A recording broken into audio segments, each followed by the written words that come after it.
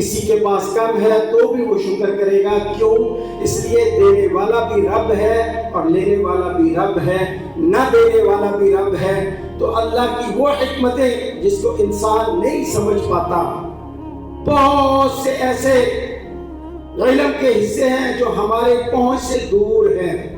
تو اللہ کی یہ جو تقسیم ہے، جس کو ہم تقدیر کہتے ہیں، جس کو ہم نصیب کہتے ہیں، اپنے نصیب اور اپنی تقدیر پہ خوش ہو جانا، یہ شکر کا بہترین طریقہ ہے۔ وہ انسان جو اس بات پہ یقین رکھتا ہے کہ دنیا میں جتنی نعمتوں کی تقسیم ہے وہ میرے رب کی ہے، تو میرا رب کبھی بھی عدل کے خلاف نہیں کرتا، میرے رب کی کوئی بات حکمت کے خلاف نہیں ہے، میرے رب کی کوئی بات علم کے بغیر نہیں ہے، تو میں اپنے رب کی تقدیر پہ راضی ہوں۔ جو اللہ نے میرے لیے لکھ دیا ہے میں اس سے خوش اور راضی ہوں۔